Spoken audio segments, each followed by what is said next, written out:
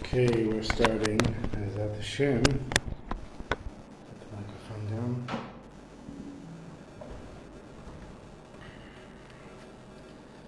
Let's go.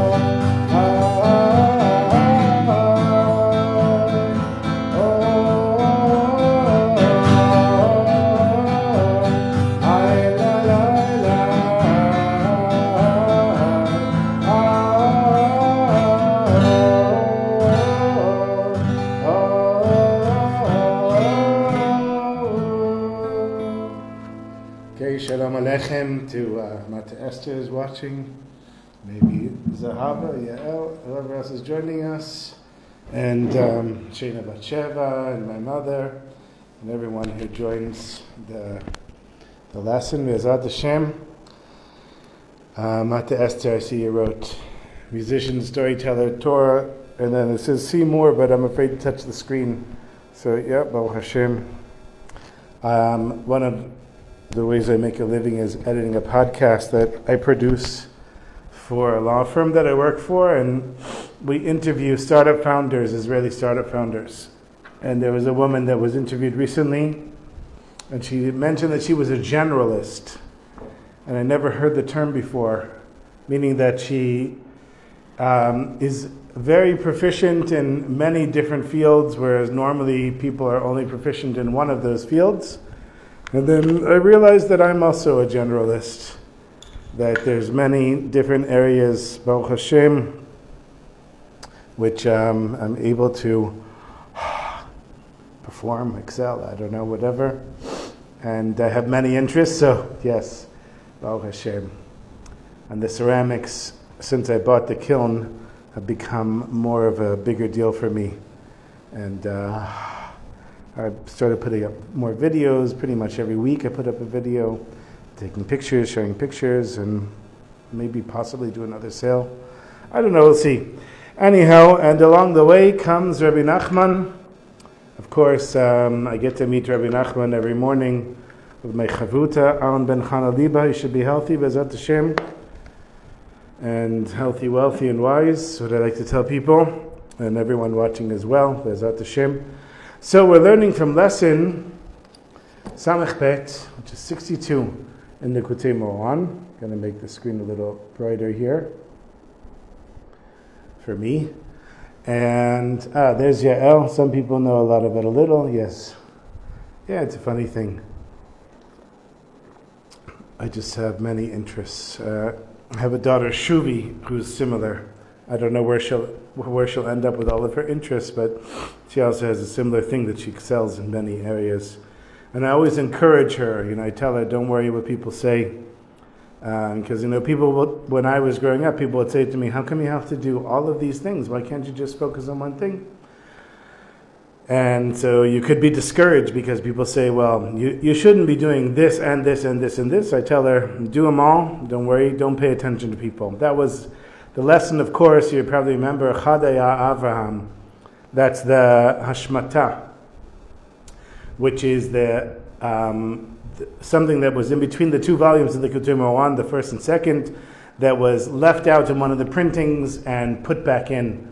And just to make it very short, it says Avraham was one, and then this is Rabbi Nachman's beautiful way of building the lesson. He says he was one with Hashem, he was one, also he was a unique person in the world. Because imagine the whole world believes one thing and you believe the opposite. That's kind of what the state of Israel is today.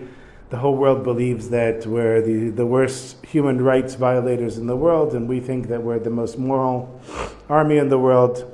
And so the lesson that Rabbi Nachman gives from learning from Avraham is when you know what you're supposed to do, and it's hopefully in a kosher and proper way, then you don't look at the distractors and you just focus on what you have to do and do what you have to do. So that's what we're going to do tonight.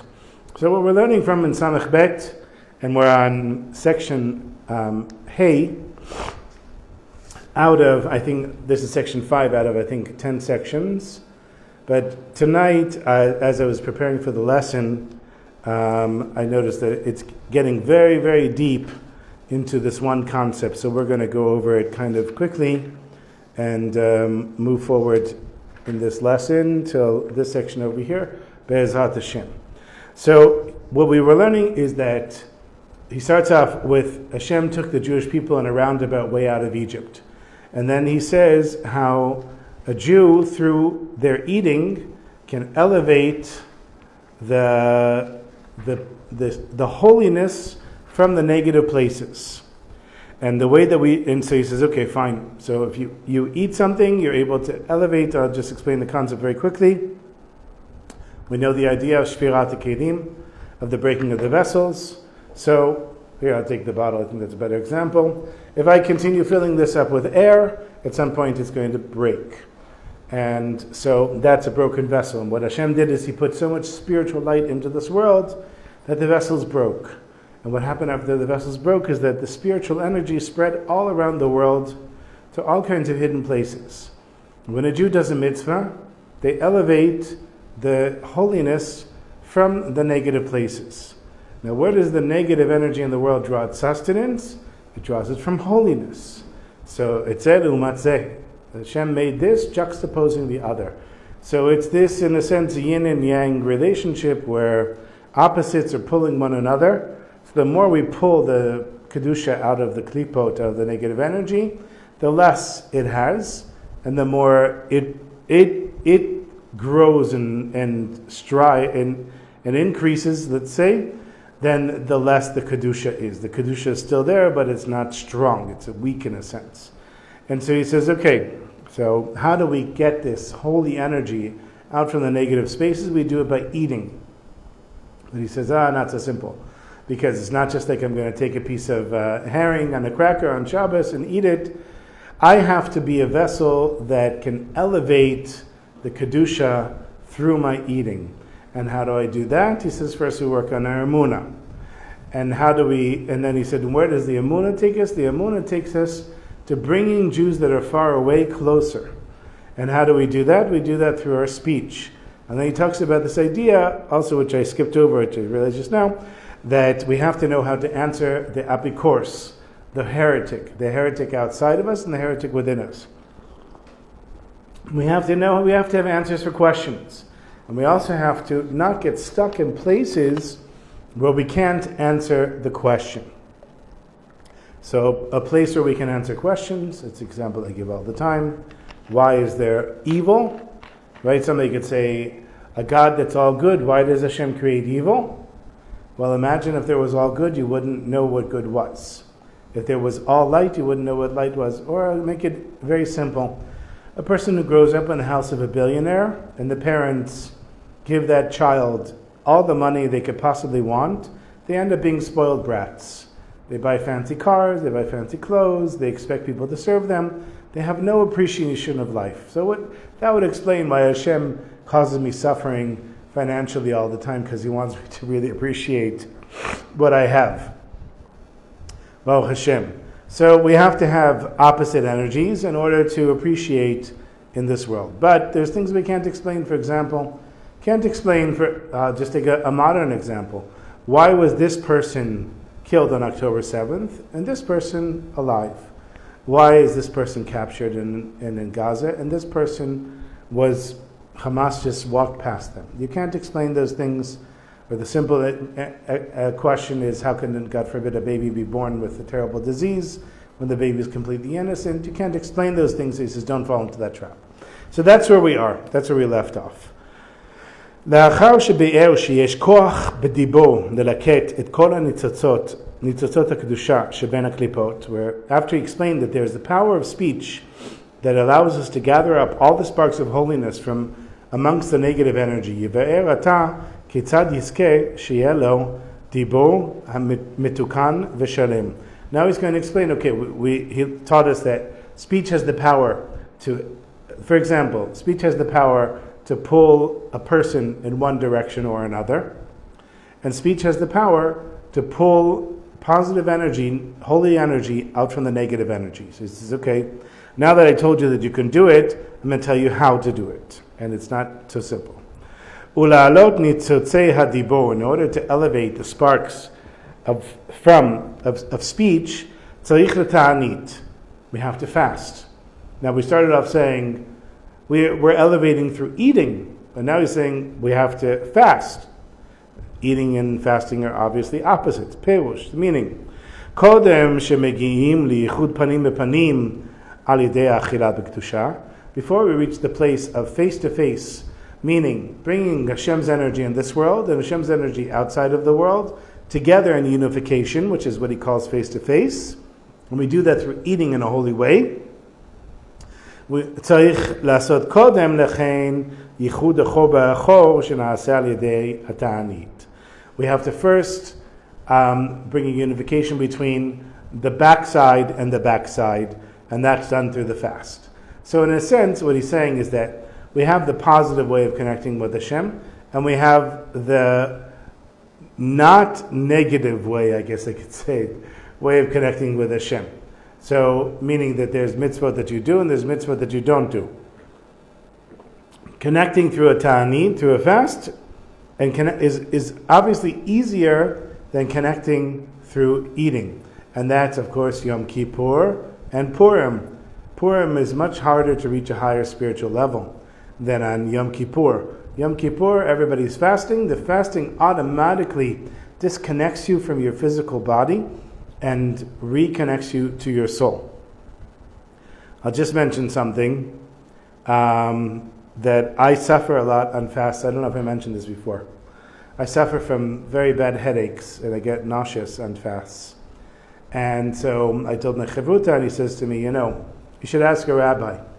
Maybe you can take Acamol or even caffeine pills if you're getting headaches. So I did, and the answer is yes. If you're a person like me that suffers these terrible headaches, and at the end of the fast I can't even eat, so you're allowed to take Acamol, a painkiller, without any water, even on Yom Kippur. And it was such a relief for me, because my whole life, I don't think there was ever a time that I didn't fast on Yom Kippur, even when I was a kid and we went to the Reformed Temple, I don't ever remember not fasting on Yom Kippur. But in my middle age, I'm suffering, and he said to me, the point is not to suffer. The point is just not to eat and connect with your soul. So Baruch Hashem, I just put that out as a public service announcement for anybody else who has the same problem. So it says first we have to fast, and then there's a note here. Bi'or inyan ze yuvan hakesher an kol Torah ad ata. So the idea behind this of fasting is going to explain to us the connection between the whole Torah that we've learned, all of this lesson, up until now. Vehu, and this is kedei lahagia l'shlemut, in order to reach a place of completeness. She'an lidei achilato yizke la'asot yichud kucha bichu v'shchente panim b'panim, that you reach this place of completeness. That through that, a person will merit that their eating brings about a unification of Hashem outside the world and inside the world, which is face to face. You have to elevate the food that you're eating from all evil. And how do you elevate it? You elevate it through emunah, through faith in Hashem. Sheyesh ba shtei bechinot, which has two aspects. Echat, the first, sheyodea la'ashiv al kushiyot sheyesh lehem tshuva, that you know how to answer questions in which there is an answer. V'davar ze na'aseh al yedei shemashlim et da'ato b'limud haposkim. And how do you do this? We mentioned it before, by learning simple halacha. And why is learning simple halacha helping you with your emunah? Because there was a dispute between two or many rabbis. They came to a conclusion. They said, this is the law, and the law was written down. So when you're reading the laws in the Shulchan Aruch, essentially you're reading the peaceful agreement or the final agreement that all of the rabbis accepted for halacha. So you're bringing yourself, your da'at, your godly knowledge, to a higher level. Vashniya, and the second is, and here he says, Shlemut hadat meviat l'shlemut ha'emunah. And when a person has completeness in their da'at, then it brings them to completeness in their emunah. Completeness in da'at is knowledge of Hashem. We've learned this many times. Chokhmah bina da'at. Chokhmah, facts. One. Bina is understanding one thing from another. So if we say, if I take one and I take another one, I'll have two. That's already bina. But chokhmah is saying, what is the force behind numbers? That's God. And understanding that numbers and math has its root in godliness. I mean, it is an expression in a sense of godliness. If you can see that, then you have da'at. So in order to have a more complete da'at, when you have more complete da'at, you have a greater level of emunah, of faith. So if I were to say to you, if someone were to come to me and say, I'm struggling financially. So really the only thing you can do, besides all the practical stuff that you do, is daven to Hashem. And the question is, do I really believe that Hashem can help me? And that depends on your da'at. So the more da'at you have, the more awareness that you have of Hashem listening to your prayers and actually helping you, then the more emunah then you can have in Hashem, and then the more you can, in a sense, get from Hashem through your emunah. Because Hashem is going to say, okay, you have two choices, either do it on your own or trust in me. And of course it's never easy, because the Baal Shem Tov says every time that we're tested, our da'at is taken away. It can come back pretty quickly, but it's taken away at that moment. Vashniya. And the second, al yedei she'eino machnis et atzmo lekushiyot she'en lem tshuva, that a person doesn't bring themselves to a place where they're asking questions where there's no answers. So if a person, for example, becomes obsessed with the Holocaust and says, I can't understand how Hashem could allow the Holocaust to happen. The Jews are Hashem's chosen people. And there were so many Rebbes and Rebbitzins and Tzaddikim and Tzadkaniyot, or whatever we say, Tzaddikiyot, that died in the Holocaust, and innocent children What did a baby ever do to die at the hands of the Nazis? How can Hashem allow something to happen? That's one thing to ask the question, and you're satisfied with the answer that Hashem is running the world and Hashem knows what He's doing. But if you get stuck in that place, it'll pull you out. You won't have any emunah in Hashem. So he says that the first one is working on our faith in Hashem and knowing answers to questions where there's answers. And the second is not getting stuck in this place where we're asking questions where there's no answers. Ulam bishvil ikar shlemut ha'emunah v'kishuteha. But for the main aspect of faith in Hashem, for complete faith in Hashem and its additional accessories or beautification, tzarich gam sheikarev et harechokim. You have to make an effort to bring those far away closer. And it's in the simplest way. You don't have to open a Chabad house or Esha Torah or whatever other places there are.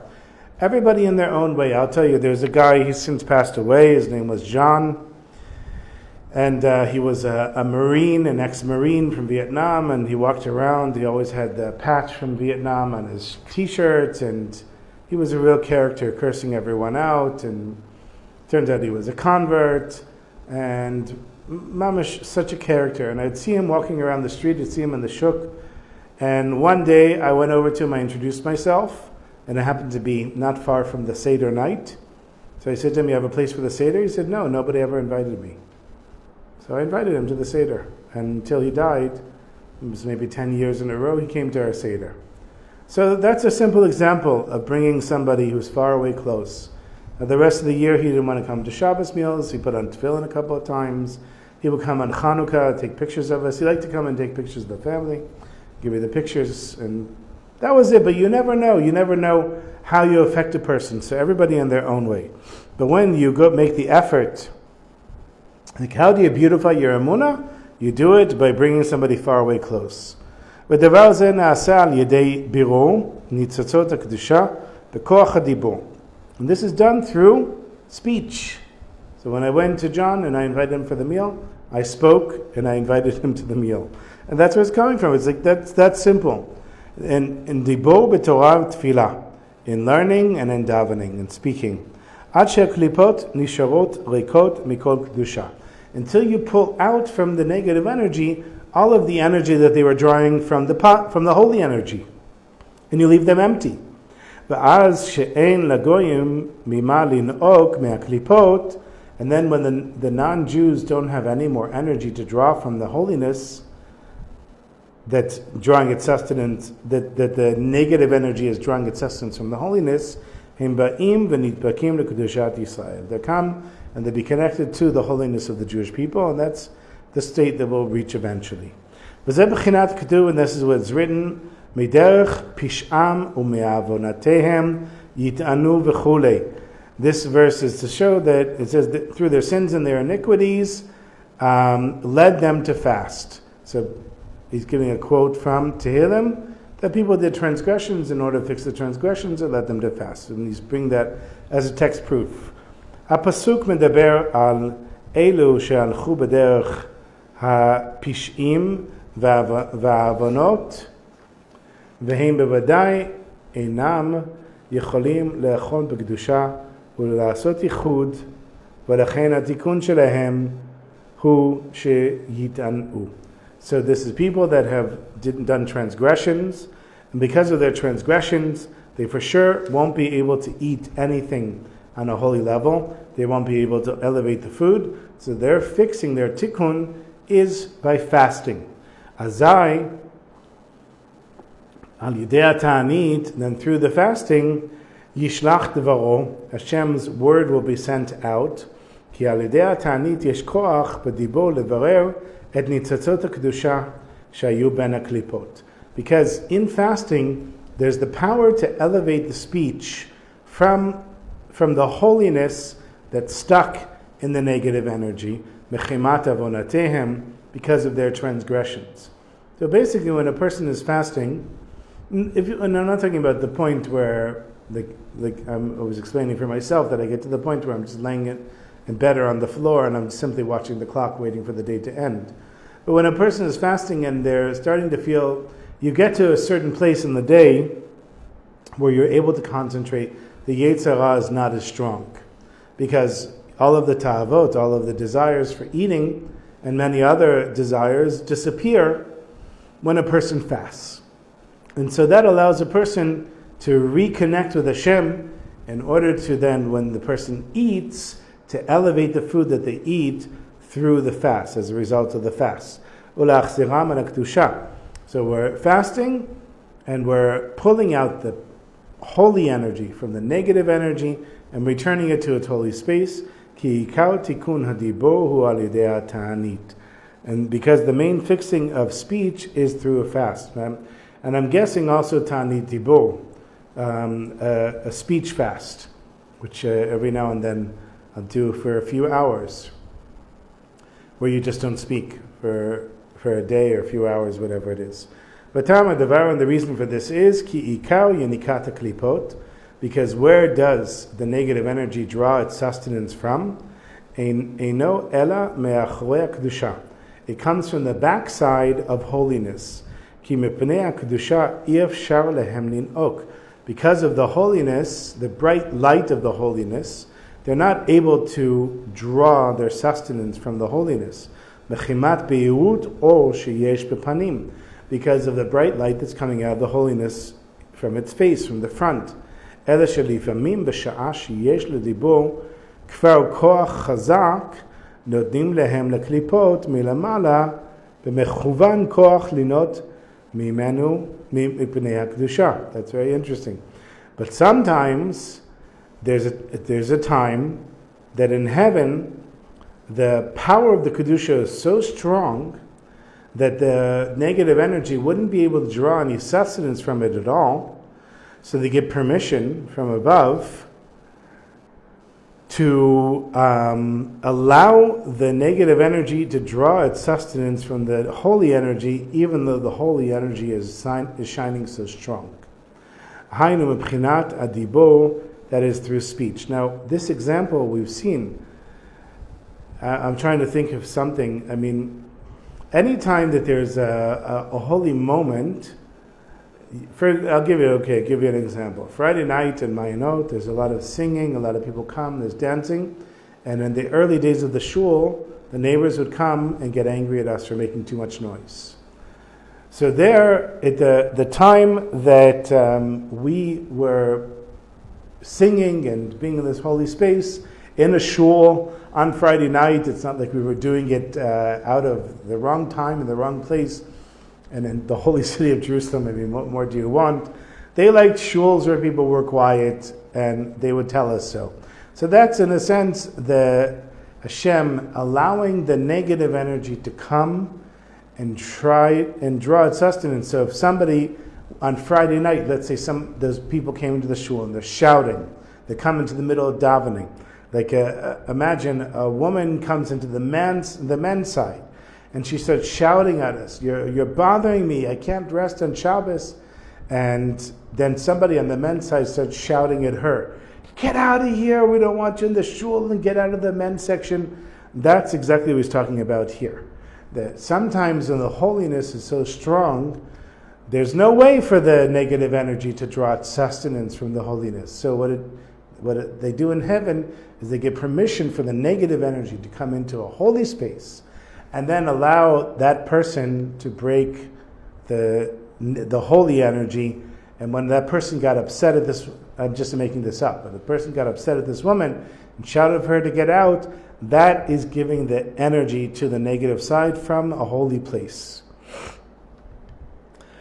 V'kol ze eino ela ra lehem, and this is nothing more than just evil for them. Ki miyad sheyonkim me'apanim, because immediately when the negative energy draws its sustenance from the front, hem muchachim lahaki. So imagine the negative energy is given permission to draw from the most holy place, draw its sustenance from the most holy place, and it takes it in. But what they take in is something that's so bright and so holy, they have no choice but to spit it out. Laki is to vomit it out. and to spit out all of the holiness that is swallowed. Now, how many times do we have experiences like this where we take in something that we don't deserve, or we're not a fitting vessel for, and in the end we spit it out? So we have to be fitting vessels. So here the negative energy wants so bad to draw its sustenance from this high place, but it's not meant to, and so it ends up having to spit it out, which reminds me of people that win the lottery, for example. So a person who wins the lottery, and I don't know what kind of research has been done, I'm assuming there are people that won the lottery and they didn't lose all their money, and they didn't lose all their friends. But normally what happens when a person wins one of these big lotteries, so they give money to all their friends, right? Fine. Okay, everybody pay their mortgage, buy them all new cars, be nice to all your friends.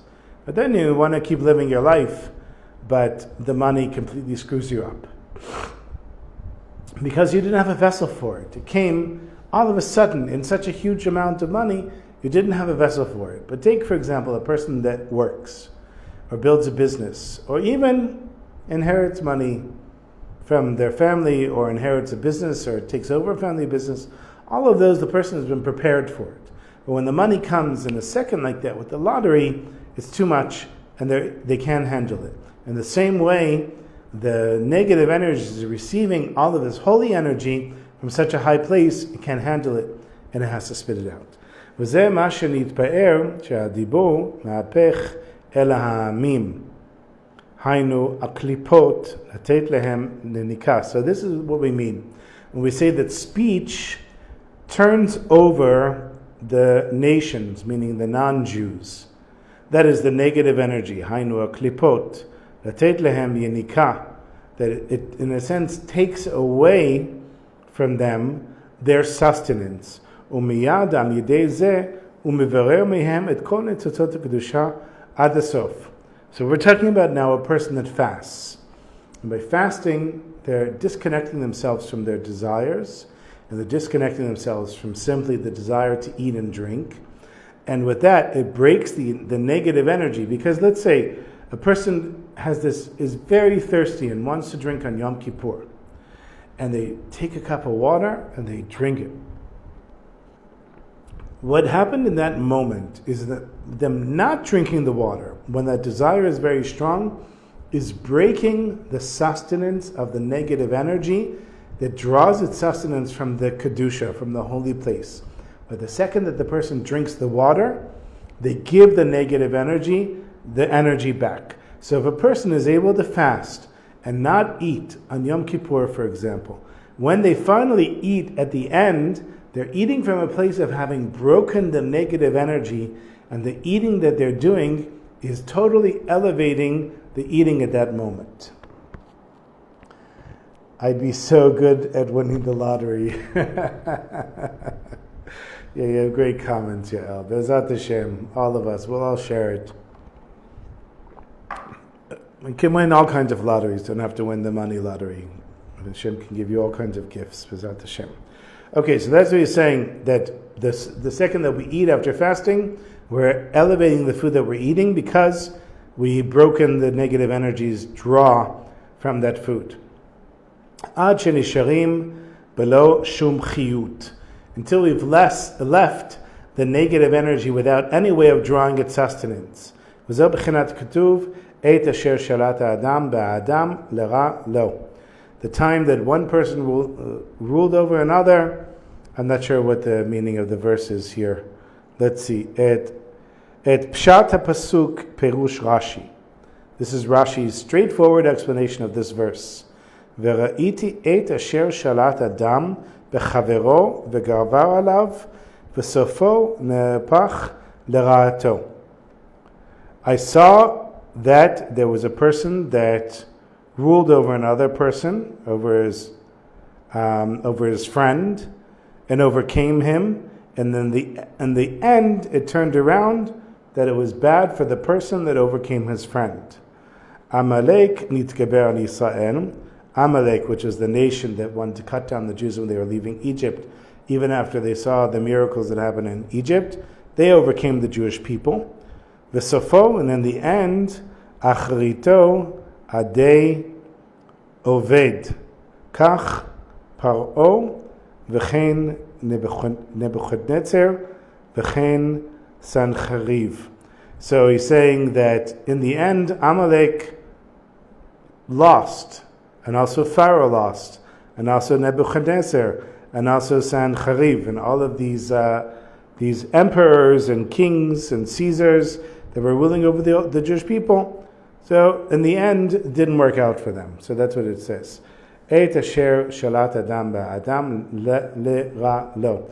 The time when one person conquered another person, in the end it didn't work out well for them. Hainu, that's to say, she'aklipot yesh lehem koach lishlot kivyachol b'kedusha.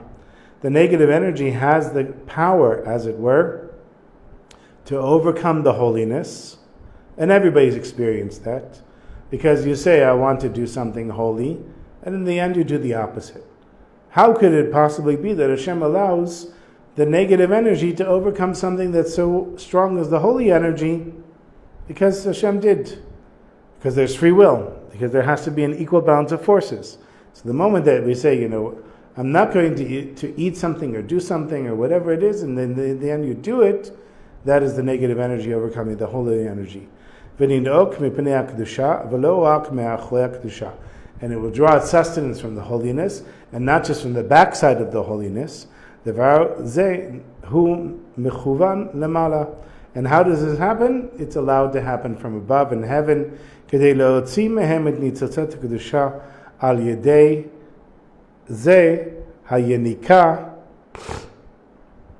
order to draw out the sparks of holiness that they're drawing their sustenance from,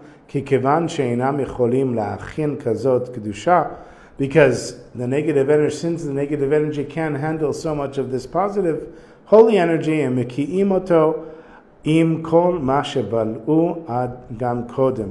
they spit out, they vomit out all of the holiness that they took in from the beginning. Okay, and I was going to go much further here, but I'm not going to continue anymore tonight. And that's good. I'll give you next week to work on summarizing this little section where he gets very, very deep into the desires of eating and breaking them and what they mean. So we'll leave that for next week. Any questions before I tell a short story? Okay, if you do, tell me. Chaim. So I was in a bit of a rush before I came, and I was trying to think of a story. I have literally probably thousands of stories in my office, and I'm just looking at pieces of paper. I'm like, maybe this one. I didn't have the Yeshuva Da'at, a settled enough mind to pick one. So I'm going to tell you, I think, the earliest Hasidic story I ever heard. I probably told this story before. It's a classic Baal Shem Tov story. So one day the Baal Shem Tov was on one of his journeys, and he ends up in this shul in the middle of nowhere, in a little town where there aren't a lot of Jews. And he sees there's a simple Jew there, water carrier, wood chopper, and he has a siddur. He has like a really big siddur. And he goes literally from page 1 all the way through the end. It also has a machzor for Rosh Hashanah and Yom Kippur. He goes through all of Tehillim. He goes through everything in the siddur from start to finish every day. So the Baal Shem Tov comes to shul and he sees him reading the service for Yom Kippur, even though it's a regular weekday. He says, "What are you doing?" He says, "Oh, Rabbi, I'm a very simple Jew. I just know how to read. I don't even understand what I'm reading. Nobody taught me the siddur. I just start from finish to end." The Baal Shem Tov said, "Oh, okay, I'll show you. We'll put little pieces of paper in between the section of the siddur. I'll show you what you say when you get up in the morning. I'll show you Shacharit, Mincha, Arvit. This is on this day, this on this day." And then he wanted to say everything. And the Jew is very grateful. And they close the siddur, and the Jew says, "Thank you to the Baal Shem Tov," and the Baal Shem Tov goes on his way. There's a big wind that comes, and it blows open the siddur. It starts blowing open all of the individual pages, and all of the little bookmarks that the Baal Shem Tov put in there disappeared. And now this Jew is really distraught. So he runs out of the shul, And who does he see? Way, way in the distance, he sees the Baal Shem Tov. So he's running after the Baal Shem Tov, saying, Rebbe, Rebbe, come back, come back. And eventually, the Baal Shem Tov goes very far, crosses over a river, gets on the other side. The shoe crosses the river, gets on the other side, and the Baal Shem Tov sees him. And he says, "What are you doing here?" He said, "Rebbe, look, I have my siddur. Look, all the bookmarks fell out." The Rebbe said, "No, what are you doing here?" He said, "What do you mean?" The bookmarks flew out, and I ran after you, and I saw you at the end of the road. I ran to the end of the road, and I saw you cross the river, and I crossed the river." And he said, "Yeah, how did you cross the river? There's no bridge. How did you cross the river?" He said, "What do you mean, Rebbe? I crossed the river just like you crossed the river. I saw you took off your gartel, you laid it on the water, you stood on it, and you floated across the water. I didn't have a gartel, so I took off my belt. I put my belt on the river, and I floated across the river, and here I am. Now, Rebbe, can you please put the bookmarks back in my siddur?" The Rebbe gives him back the siddur without the bookmarks. He says, "Listen, my friend, whatever you've been doing up until now, it's working very well for you. Don't stop." Because obviously, if he's able to do a miracle like floating across the river, he's on a much higher spiritual level than he knows. That was probably one of the first Hasidic stories I ever heard, and I remember hearing it when I was a kid, and I thought, wow, that's such an amazing thing. Judaism tells stories, and I never imagined that I would be a storyteller with so many people, Baruch Hashem, listening to the podcast. It's really unbelievable. Ken Yerbu should continue to grow, and Bezat Hashem, also this lesson as well. Shachok to everybody for sticking around. We'll play a little nigun and continue next week. Bezat Hashem.